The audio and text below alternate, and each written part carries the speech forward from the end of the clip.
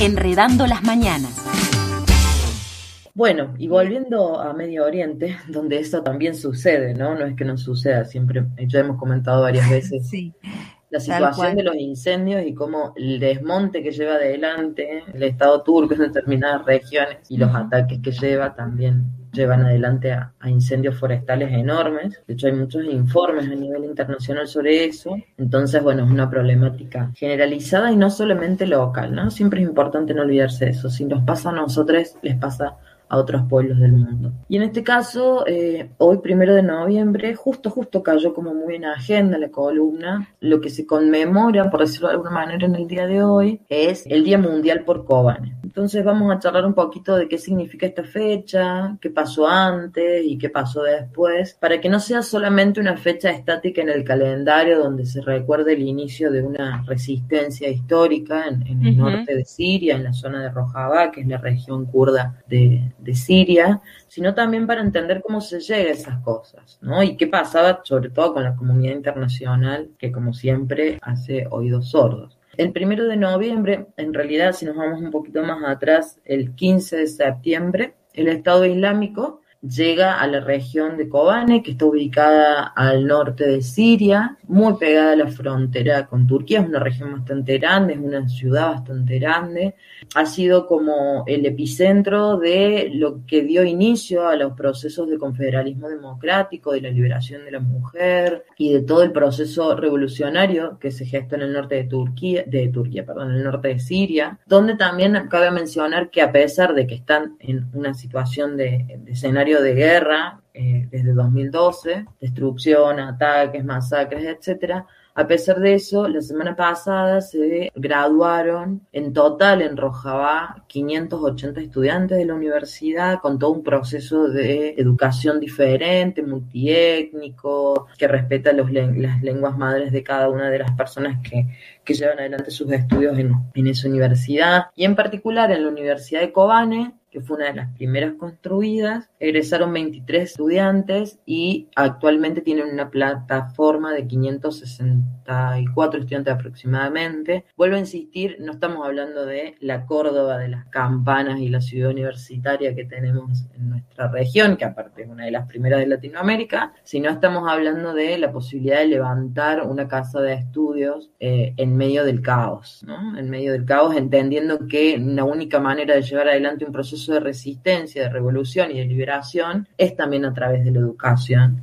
y de una manera diferenciada de ver la educación, ¿no? Pensemos que estamos hablando de un país que se hacía llamar laico, pero en definitiva solo permitía la etnia o solo permitía, digamos, más la cultura árabe y no había una representación ni en las instituciones, ni en lo parlamentario, ni demás, de las diferentes culturas que allí conviven, ¿no? Que allí coexisten. Entonces pensar traigo el ejemplo del educativo porque en general cuando esto sucede es una de las primeras cosas que se paraliza. Ejemplo concreto, pandemia mundial, que es lo que más afectó, ¿no? Más allá del trabajo, fue la educación. Entonces siempre cuando hay una situación de caos, lo más difícil de sostener suele ser el ámbito educativo. Y me parece que es un ejemplo muy interesante pensar en cómo un proceso revolucionario avanza si incluso a pesar de sostiene todo lo que es un proceso de educativo desde una visión liberadora. Digo, como para enmarcar un poco que Kobane no es solo una región, sino que es la región donde se gestaron muchas de estas cosas inicialmente, a partir de lo que fue el proceso del 2012. Se toma el 1 de noviembre como fecha del Día Mundial de Kobane porque, si bien ISIS rodea la región en septiembre, el 1 de noviembre entra de lleno, hay una gran cantidad de personas asesinadas, principalmente mujeres y niñas, alrededor de 300 personas asesinadas en ese ataque. Se organiza fuertemente una resistencia y en ese proceso de resistencia, afortunadamente, en 26 de enero del 2015, o sea, unos meses después, terminan expulsando las unidades de defensa del pueblo y las unidades de la defensa de la mujer, obviamente también acompañadas por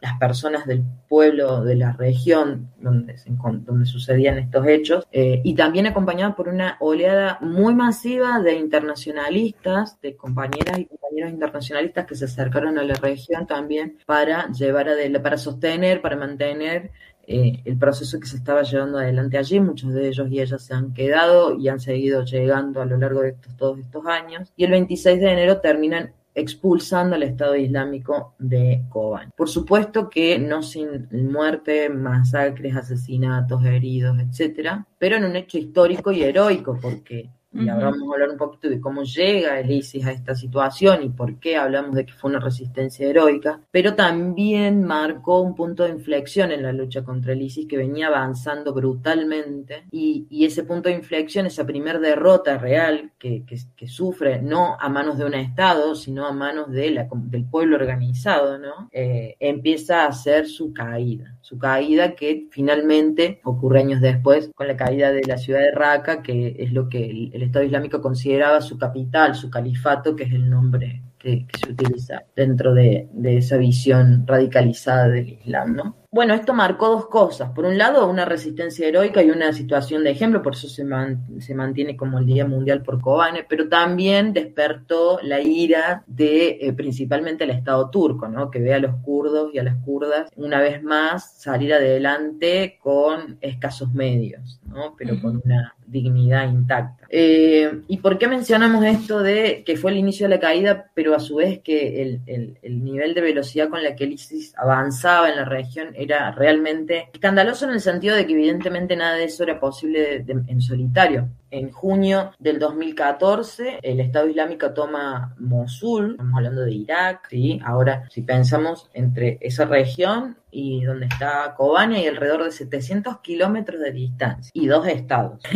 que no hicieron evidentemente mucho para que esto no sucediera. En 2014 el Estado Islámico toma Mosul. En agosto se comete el genocidio yazidí, del que hemos hablado en varias oportunidades aquí. El 15 de septiembre, o sea, días después, llega a Kobane. En el medio obviamente arrasa con regiones, estamos hablando de 700 kilómetros, ¿no? Como que si de repente desde Córdoba a Buenos Aires, en 4 meses viniera un grupo de estas características y arrasara con todas las poblaciones de la región. Y nadie hiciera nada, porque digo, si bien se hizo muy rápido, a la vez son casi 4 meses. ¿Qué hacía el mundo en esos 4 meses? El Estado Islámico avanzaba, masacraba y asesinaba. Obviamente esto no pudo suceder sin la ayuda de Turquía, Qatar, Arabia Saudita, que siempre ayudaron económicamente, armamentísticamente, y en el caso de Turquía, sobre todo logísticamente, porque muchos de los ataques que se dieron en ese momento y a posteriori que se siguen dando actualmente tienen que ver con, en su momento, con la posibilidad de que los mercenarios y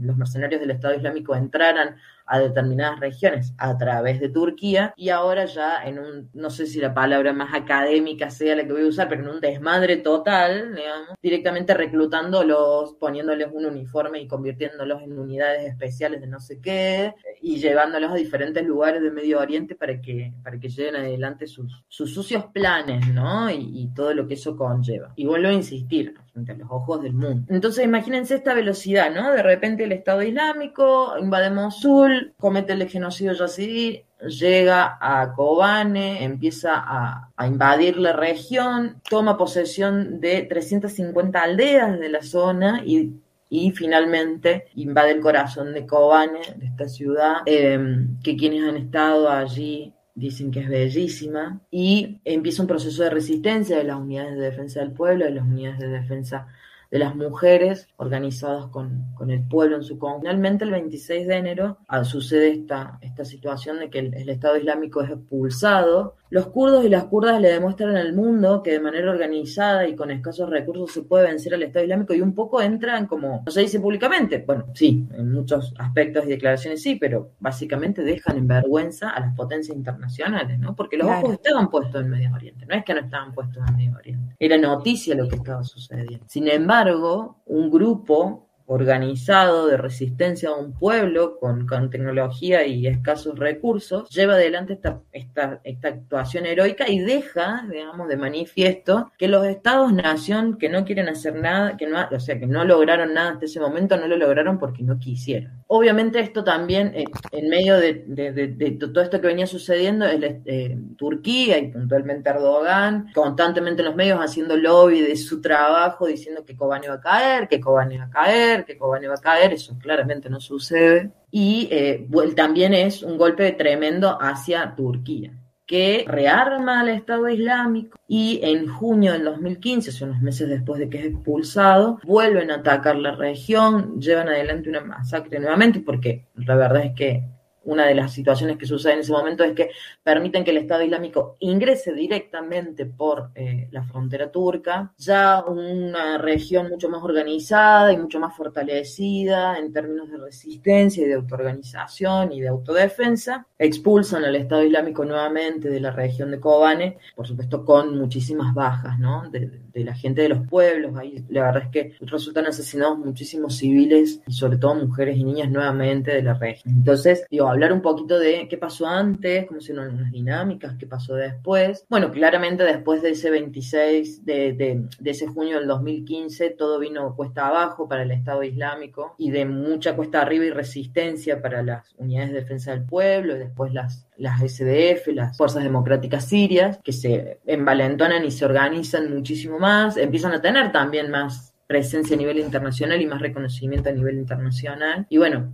llevan lo que se denomina de luego la derrota final del ISIS, pero sabemos bien que muchos informes indican que sigue habiendo células dormidas, que ha habido ataques, que se están reorganizando, porque siguen siendo, digamos, quienes llevan adelante esto, ¿no? Lo que en teoría países, entre comillas, democráticos, parlamentarios, aunque sabemos que no es así, como Turquía no podría hacer tan abiertamente, aunque en definitiva muchas veces sí lo hace, y utiliza todas estas milicias mercenarias para llevar adelante sus planes. Como, digamos, detalle final en esto que tiene que ver con quiénes soportan a quién, en abril de este año se abre un juicio en Turquía que se llama el juicio por Kobane o el juicio de Kobane. Cuando en 2014 comienzan a suceder todos estos ataques en la región de Kobane, el pueblo de Turquía se levanta y sale a las calles, principalmente, digamos, desde el Partido Democrático de los Pueblos y un montón de organizaciones de izquierda y democráticas y de derechos humanos, porque le piden al Estado turco que abra un corredor humanitario para que la gente de Turquía pueda ir a ayudar a la gente de Kobane a defender su región, a frenar este masacre. Se llevan adelante una serie de manifestaciones que duran varios días, hay una represión brutal, alrededor de unos 40 muertos y 700 heridos en Turquía. Se abre una serie de investigaciones, pero quedan como muy,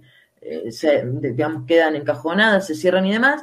Y a finales del año pasado y ya a inicios de este año se vuelve a abrir la causa con un tinte totalmente diferente y justamente porque le sirve al Estado turco, donde un fiscal lleva adelante una causa contra 108 políticos y políticas del Partido Democrático de los Pueblos, básicamente acusándolos de que se organizaron con el Partido de los Trabajadores de Kurdistán para llevar adelante estas manifestaciones. Y los acusan de terrorismo, está actualmente en curso el juicio. Como les decía, son 108 personas que cumplían diferentes roles, desde parlamentarios hasta coalcaldes y coalcaldesas de diferentes ciudades que habían sido elegidas democráticamente por el pueblo. Y en este juicio que se está llevando adelante, que aparte de que es burdo y que pasaron muchísimos años, se están pidiendo 19 cadenas perpetuas y un total de 19.000 años es lo que se suma entre todas las demandas que hay. De estos 108 políticos y políticas, 27 están tras las rejas actualmente y han sido, por ejemplo, destituidos de sus cargos, tanto de alcaldías de municipios como de parlamentos y otros tipos de roles que cumplían a nivel social y político, y habla un poco de cómo va presionando, ¿no?, Turquía cuando sus planes no se van dando, y en un momento donde políticamente está perdiendo cada vez más terreno. Digo, para que pensemos que eso no solamente quedó en un momento puntual, sino que también tiene un montón de ramificaciones y que hablan, ¿no?, de un aleccionamiento, de decir, como Estado estamos acá y no los vamos a dejar que avancen aunque hayan pasado un montón de años y vamos a volver a traer el tema sobre la mesa y bueno, exacto. Obviamente nadie habla de la represión policial que terminó con 37 muertos en esas jornadas de resistencia, que aparte lograron finalmente que hubo una apertura de un corredor humanitario a través de Irak, ni siquiera a través directa de Siria, pero bueno, que hoy nos encuentran con esta situación, o sea, manifestaciones por un corredor humanitario, represión, alrededor de 40 muertos. Sin embargo, el juicio que se lleva hoy es contra los y las activistas que llevaron adelante esas manifestaciones en el año 2014. Enredando las mañanas.